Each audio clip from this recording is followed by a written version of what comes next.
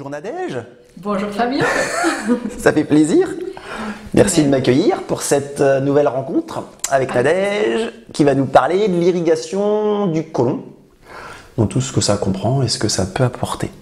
Toi, comment t'es venu à ça? Comment Peut-être comme beaucoup de personnes, en fait j'avais moi-même des problèmes digestifs. Ouais.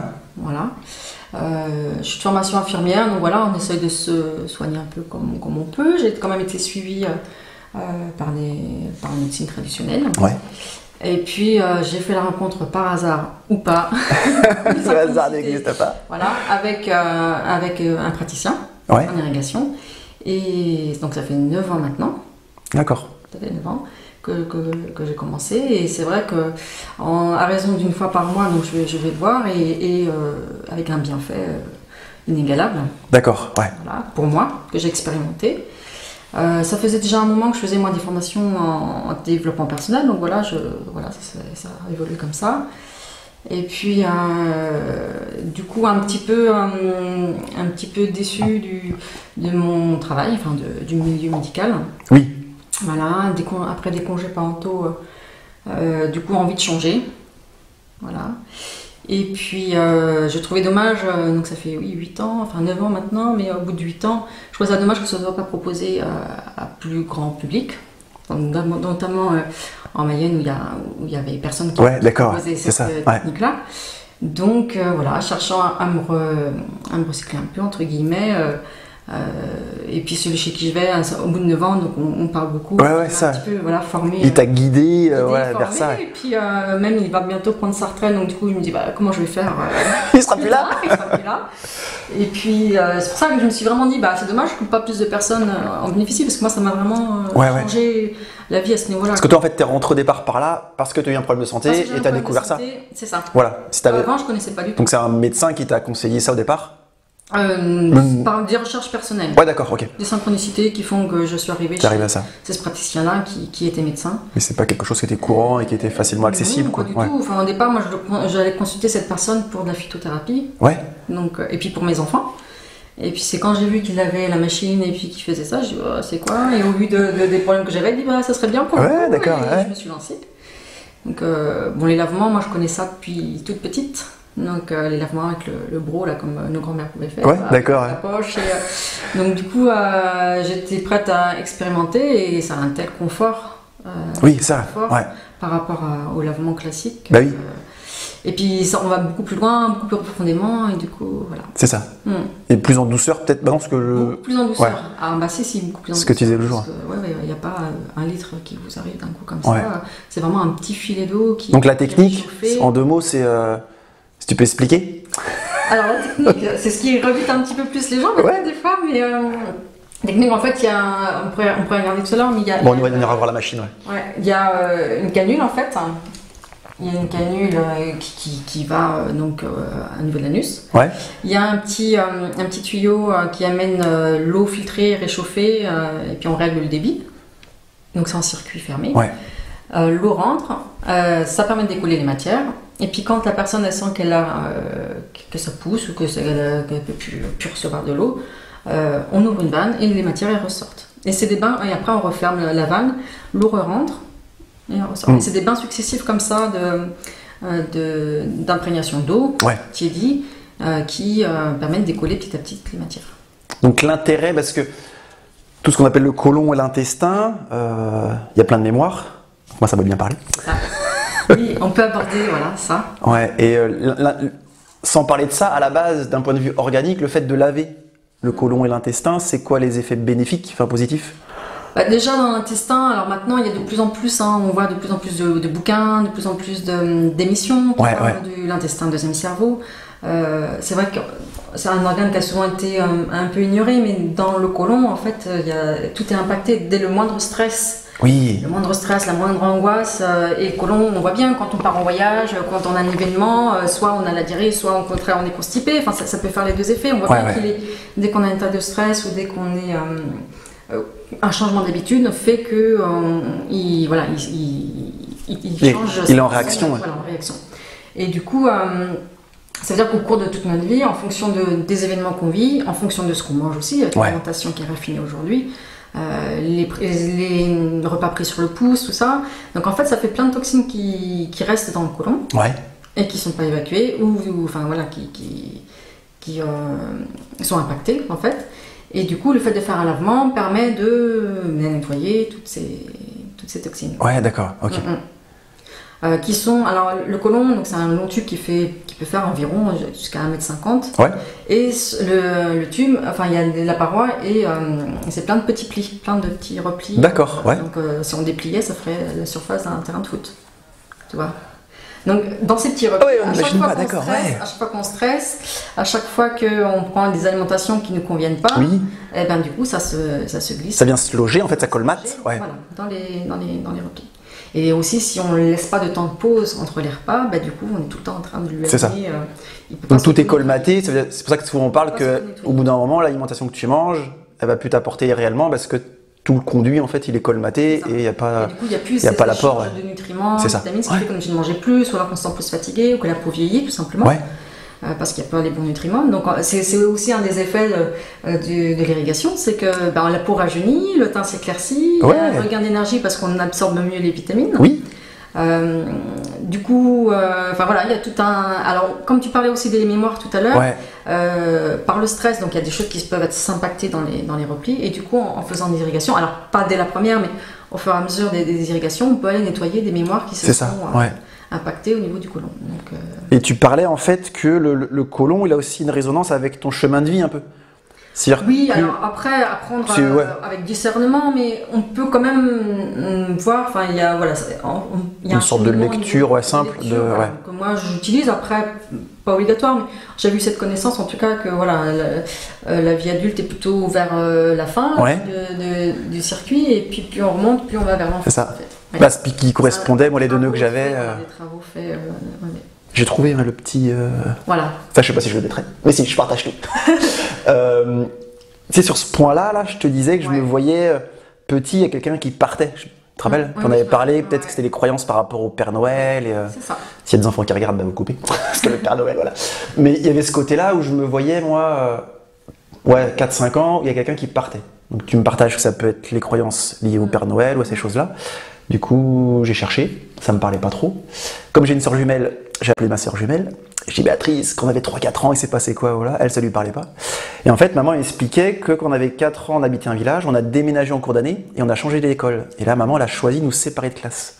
Et quand elle m'a dit ça, toi, marrant, la séparation, quoi. La séparation. Et ça revient un petit peu quand j'étais venu te voir, tu sais, j'ai du mal à me désengager. Ouais. Tu vois, donc en fait, toute cette résonance-là, ça va bien parler. C'était rigolo. Oui, bah oui. Je trouvais ça marrant. C'est ça qui peut aussi un peu déstabiliser dans certaines séances, c'est que du coup, on peut remonter sur des choses qui sont loin et qui remontent. Et en même temps, c'est juste quand c'est prêt à se libérer. Donc là, ça peut réveiller des émotions, ça peut être désagréable. Selon les personnes, après, ça dépend ce que la personne cherche aussi, si c'est juste un nettoyage.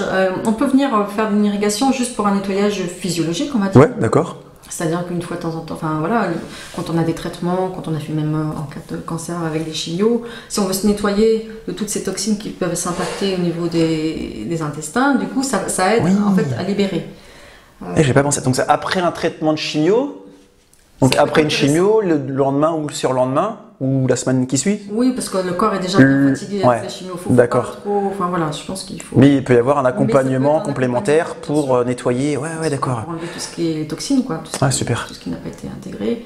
Et puis du coup, en enlevant les toxines qui étaient peut-être là en amont, du coup, il y a un regain d'énergie, ça permet de mieux supporter, ça permet comme tu disais, de mieux récupérer, si tu manges sainement après derrière.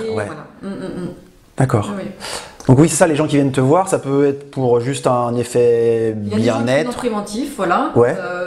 Parce qu'il y a un effet bien-être, comme tu dis. Après, en général, quand on vient vers 30 ans, on a quand même 30 ans de nourriture en amont, après, avec ce qui peut, en fonction de comment on a mangé, ça peut quand même encore s'impacter un peu. Et puis ça peut être aussi juste parce qu'on a des troubles digestifs qui peuvent paraître bénins et qu'on ne va pas forcément parler au médecin. La constipation, les ballonnements, c'est pas des choses qu'on va forcément raconter parce que souvent il n'y a pas grand chose. On va vous prescrire un sachet. Oui, ce que tu disais l'autre jour, souvent on parle de la digestion alors que c'est pas forcément l'estomac, ça peut être aussi le haut de ton côlon qui vient jouer sur ton estomac, qui crée un nœud. C'est ça. Ouais, donc par défaut, des fois on se dit, ouais. Puis comme il est trop surchargé, ça remonte. De toute façon, un côlon surchargé, ça impacte sur tous les organes du corps. Oui. Parce que tout est, enfin, comme voilà, un cœur qui va pas bien, il impacte sur le reste. Mais un côlon qui est surchargé, ça va appuyer sur les poumons, ça va appuyer sur le foie, ça va appuyer sur le cœur. Parce qu'en plus, le côlon remonte là, au niveau de la pointe, là. Oui. Donc du coup, ça peut aussi créer quelques insuffisances cardiaques, quoi. Ouais, d'accord. Avec pincette. Oui, non, mais... pincette, mais ça peut, en tout cas, ne pas... On reste toujours dans le tout du corps et c'est l'équilibre, mais ça peut être un facteur... un facteur qui pourrait... Enfin là, en libérant le côlon, on peut peut-être améliorer, en tout cas, certaines pathologies des autres organes. D'accord. Eh ben, très bien. Donc après, voilà, les gens nous viennent en préventif, soit parce qu'ils ont des troubles bénins digestifs et qu'ils ont envie de régler ça, ou alors après, en pathologie et qu'ils veulent avoir une aide supplémentaire pour libérer des traitements ou juste un bien-être, un regain d'énergie. Donc après, c'est sur une séance ou ça peut être sur un programme plus poussé? Il y a plusieurs façons. Moi, j'aime bien partir du ressenti de la personne. Je trouve que voilà, on ne fait plus assez confiance aujourd'hui au ressenti des gens, et ça, c'est un truc qui vraiment me tient à cœur. Après, c'est vrai que quand on n'y connaît pas grand-chose, on aime bien diriger. Donc, ce qui est bien, c'est de faire des cures. Des cures, comme on a pu faire. C'est une séance tous les jours pendant 3 ou 5 jours. C'est assez bien. Après, tout le monde n'est pas prêt. Tout le monde n'a pas forcément ce besoin ou cette envie. C'est ça, ouais. Donc, c'est vraiment... Et moi, j'ai commencé, je faisais une fois par mois. D'accord. Et ça me convient. Et je fais encore une fois par mois et ça me convient. Ça me convient tout à fait. Je pense que ça dépend vraiment de ce qu'on cherche et d'où on en est. Et il faut vraiment écouter son ressenti pour ça. C'est ça, Et moi, je trouve que, enfin, moi personnellement, par exemple, je sens bien que quand j'arrive à la fin, je dis j'aimerais bien en avoir une autre. Enfin, ça m'a permis de découvrir mon rythme, de voir si c'est trop tôt, trop tard. Enfin, des fois, je revenais à mon deuxième rendez-vous où, enfin, j'avais pas forcément besoin. Donc, du coup, on avait espacé parce que j'étais passée à 15 jours à une période. Et c'était même tout près, quoi. D'accord. Pour moi, ça, ouais.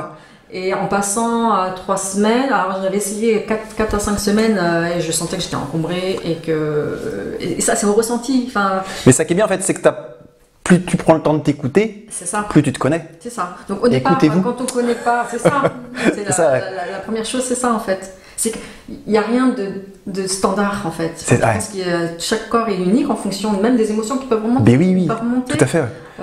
Ça fait pour certains, ça ne fait pas pour d'autres. Il y en a qui... Enfin, voilà, dans toute technique, je pense que c'est pas que dans les techniques. Il n'y a que nous qui nous connaissons. C'est en fonction de ce que chacun, enfin, là où on en est déjà émotionnellement, là où on en est dans sa vie, là où on en est au niveau alimentation, il y a plein de facteurs. Donc pour moi, le rythme, c'est ça, c'est apprendre à s'écouter. Alors c'est peut-être pas évident au départ, mais on tâtonne. On peut reprogrammer, enfin 2 mois après, puis maintenant c'est pas assez tôt, et puis on reprend avant, ou alors non, finalement j'en ai pas besoin, puis j'ai pas envie, et puis repousser. Enfin, je dirais après, c'est à chacun de voir son rythme. Être à l'écoute de son corps. Il y a des gens qui viennent une fois par trimestre, donc ils font une cure soir matin. Oui. Qui viennent voir, voilà, une fois par trimestre. Il y en a qui font une fois par mois. J'en ai quelques-uns qui viennent 2 fois par an. J'en ai qui font des cures. Voilà, moi je l'ai fait toute une période tous les 15 jours. Ouais, ça c'est vraiment. Et puis on peut faire tous les. Suivant la demande de chacun. Je pense qu'il faut vraiment. Enfin voilà, c'est pas évident peut-être pour les gens, mais il faut vraiment s'écouter. Ouais, c'est ça. Vraiment s'écouter dans le ressenti. Puis il y a des jours où on n'a pas envie, tout simplement. Ouais, ça. Il y a des moments, des périodes. Faire les choses en conscience. Rester en conscience. C'est ça. Et on sent bien quand on a goûté à une irrigation. Enfin, on sent aussi comment on est. Enfin, quand on fatigue un peu plus vite. C'est ça. On est un peu plus lourd quand la digestion. Bah puis on sent si on a l'habitude de s'écouter, en fait, on sent le bienfait. Moi, c'est ça que j'ai trouvé ça intéressant. Et ce qui peut être bien aussi d'expliquer, c'est qu'avant de faire l'irrigation, ça peut être bien aussi sur 2 ou 3 jours avant, de changer son alimentation. Donc soit par des jus fermentés, ce que tu disais. Alors là, ça c'est la préparation en elle. Ouais, la préparation en amont. Après, au niveau alimentation, c'est toujours intéressant et c'est toujours, enfin, je veux dire, quand on investit, parce que ça a un coût quand même, quand on investit dans ce type de soins, c'est toujours intéressant en amont d'alléger son alimentation, pour pouvoir approfondir le travail. Enfin, c'est toujours intéressant. L'alimentation, c'est des règles de base logiques. Enfin, c'est un peu moins de viande, un peu moins de tout ce qui est plat en sauce, tout ce qui est en graisse. C'est bien limité maintenant. C'est pour en profiter plus soi-même de l'assiette. Oui, c'est ça. Voilà. Après, la préparation en elle-même, pour aider à décoller les matières, il y a les jus de légumes lactofermentés. Il peut y avoir le psyllium qui aide aussi. Il y a les abricots secs. qui sont légèrement oui. hydratées. D'accord. Ça aide à décoller aussi les matières. Les jus de pruneaux pour ceux qui supportent, oui. qui font pas trop de... Parce qu'il y a des gens qui... Après c'est ça, c'est qu'en fait il y a plusieurs choix dans la préparation, mais c'est en fonction de ce qu'on a envie. Le pruneau, il y en a certains qui peuvent pas, les légumes, il y en a certains qui peuvent pas non plus. Donc il suffit de trouver ce qui te parle et puis... On en revient au même. Ce qui alors on est certains qui ont carrément fait toute la panoplie, donc on bien dégagé, mais ça c'est vraiment au ressenti de chacun. Donc c'est bien de le faire 3 jours avant, pour pouvoir bien évacuer dès la première séance. Ouais, d'accord. Ouais. Super. Et pareil, tout à l'heure on parlait des jeûnes, par exemple sur un jeûne. Oui. Parce que du coup, j'ai entendu un peu tout. Oui. Moi, dans ce que j'en comprends et pour l'avoir testé sur moi, j'ai l'impression que c'est mieux de faire une irrigation du côlon après un jeûne. Ça me paraît plus bénéfique qu'en amont. Alors c'est juste mon ressenti, mais... C'est pareil. Alors, moi, je l'ai testé parce que j'ai fait aussi un jeûne. J'ai testé. Moi, j'ai fait avant et après. En fait, avant, pourquoi? C'est parce qu'avant, ça permet de libérer le côlon. Parce que quand on est en jeûne, en fait, le corps il est un peu au ralenti. C'est ça, ouais. Donc le côlon il est aussi au ralenti. Donc il reste avec ses toxines en amont. D'où l'intérêt. Ouais, d'accord, ouais, ça me parle bien. Du coup, déjà qu'il y a une libération de toxines quand on fait un jeûne. Ça peut être moins bien vécu. En faisant un lavement avant. Ça permet de libérer déjà une bonne partie des toxines. Ouais. Et du coup, il y a un échange qui se fait plus facilement au niveau du sang. Et de moins fatigué. D'accord, ouais. Ce qu'on faisait tout à l'heure avec Vanessa. Ouais. Et puis après le jeûne, ce qui est bien, c'est que du coup, toutes les toxines qui ont été libérées intracellulaires dans tout le corps, qui ont besoin de sortir, soit par la peau pour certains, soit au niveau de la respiration ou au niveau des reins avec l'urine. Il y a aussi dans le côlon. Donc, de faire un nettoyage après, ça permet aussi de continuer le nettoyage. Donc les deux en fait, avant et après. C'est l'idéal. Ouais. C'est l'idéal. Après, voilà. Faut venir te voir. C'est loin. Est-ce que l'irrigation du côlon, ça peut être pratiqué sur des enfants? Parce qu'il y a le monde de l'enfance, moi qui me passionne aussi, et pour bien les accompagner, est-ce que c'est une approche qui peut se faire ou qui peut être proposée? Normalement, l'enfant a quand même des organes plus vigoureux. Normalement, son côlon, il est plutôt sain. Et puis il y a moins de stress, bien que c'est pas toujours vrai. Maintenant, on est dans une société. L'enfant, non, c'est compliqué. Déjà, c'est un geste pas invasif. Mais pour l'enfant, ça peut être un peu traumatisant. D'accord, ouais, tout à fait. Non, on préconise plutôt à partir de 15 ans. C'est ça. Mais quand c'est une demande réelle de l'ado, que ce ne soit pas les parents qui devraient faire citer d'avoir ça, il faut que ce soit une réelle demande. Mais oui, à partir de 15 ans, parce qu'on touche quand même au corps. Et puis comme tu dis, c'est vraiment un travail très personnel, intime. Je pense que il y a d'autres moyens. Un enfant qui a des troubles digestifs, on peut peut-être déjà commencer au niveau alimentaire. Gérer ses émotions. L'adulte aussi, c'est pas ce que je dis, même faire ça en plus, c'est très bien. C'est juste que ce qui est impacté, ce qui est déjà collé dans le côlon pour nous adultes, c'est plus compliqué de les faire partir avec des plantes ou avec une alimentation. Alors qu'un enfant, il y a quand même plus de tonus, il y a quand même le rééquilibrage, il est plus rapide. La spontanéité, même au niveau des émotions, si on arrive vraiment à l'écouter, Bon, après, je sais qu'il existe des rares cas quand les lavements traditionnels, pas l'irrigation, mais les lavements traditionnels. Moi, j'en ai eu dès l'âge de 3 ans. Donc, c'est des choses qu'on peut faire, même qu'on fait aux nourrissons. Dans le milieu hospitalier. Oui, c'est ça, tout à fait. Dans le milieu hospitalier. Mais pour l'enfant, les miens ont testé, mais après, on verra. Ouais, ça se fera comme ça. Je pense que, à partir de 15 ans, il faut vraiment si l'ado est au clair avec ça. Parce que c'est pas anodin. C'est ça, non mais tout à fait. Même si l'intimité est préservée, il y a juste un moment d'insertion de la canule qui est un moment un peu désagréable. Après, il y a un paréo. Toute l'intimité est préservée dans tout le soin. Donc en fait, le conseil, c'est de trouver le praticien avec qui vous êtes bien. C'est ça. Moi, de la surprise, j'ai à Vanessa, ça s'est passé tout seul en fait. Je me suis pas posé de questions. Parce que c'est ce qu'on parle depuis tout à l'heure, c'est que j'étais prêt, j'avais fait la démarche, ça me parlait bien. Et puis ça s'est fait, donc en fait... Puis il y a la relation qui se crée. Alors c'est pour ça que le premier rendez-vous, alors il y en a qui sont un peu frustrés, mais c'est vrai qu'un premier rendez-vous, déjà, il faut prévoir du temps. Moi je prévois souvent 2 heures. C'est qu'il y a une relation qui doit s'établir au départ. On échange un peu, même si on est OK, il y a toujours cette appréhension, entre guillemets, ce qui est logique. Quand on va chez un médecin, c'est la même chose. Quand on va Enfin, pour quelqu'un qui va se faire masser, par exemple, la première fois, j'imagine que il y a cette petite appréhension pour certains, peut-être pas pour tout le monde, mais donc ouais, le premier rendez-vous, c'est établir la relation. Et puis après, il y a le soin. Il y a la confiance. Voilà. C'est pour ça que des fois, un deuxième rendez-vous qui va dans. Après, enfin, moi, de ce que j'ai remarqué, les gens qui viennent une deuxième fois très rapidement, c'est beaucoup plus productif. Mais dans tout, en fait. Oui, je pense. Sur toutes les rencontres que je fais, ou même moi dans mes soins.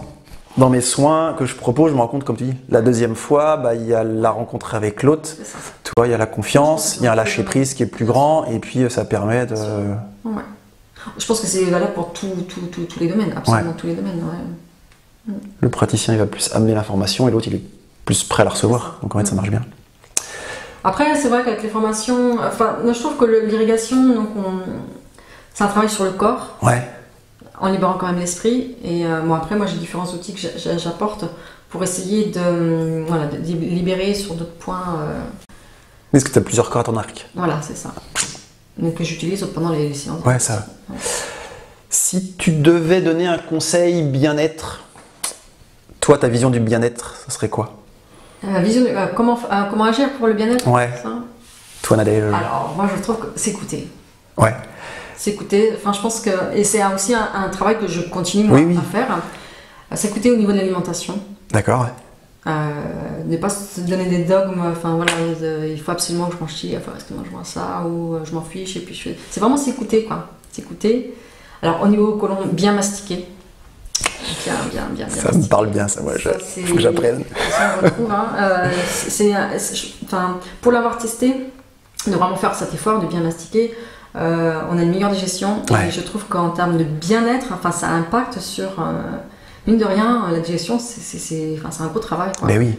Et le fait de bien digérer, ça impacte au niveau de l'humeur, ça impacte au niveau de. Puis ça revient à tes émotions, en fait. Si tu mastiques, tu es dans l'instant, tu te poses, c'est une forme de médite, on se rend pas compte. C'est ça, oui. Et puis on a salive bien, tout est bien digéré, et le corps, il a bien l'information, il n'est pas stressé. Comme le côlon est un organe très sensible aux émotions, du coup, ça permet que tout se passe beaucoup mieux. En douceur. Voilà. Donc c'est vraiment ça, c'est s'écouter dans l'alimentation ou dans tout, quand on a besoin de faire une pause, quand on a besoin de peu importe, d'aller voir quelqu'un ou voilà. Et puis mastiquer quand c'est pour l'alimentation. Voilà. Très bien. Et se faire aider par la nature aussi. Ouais.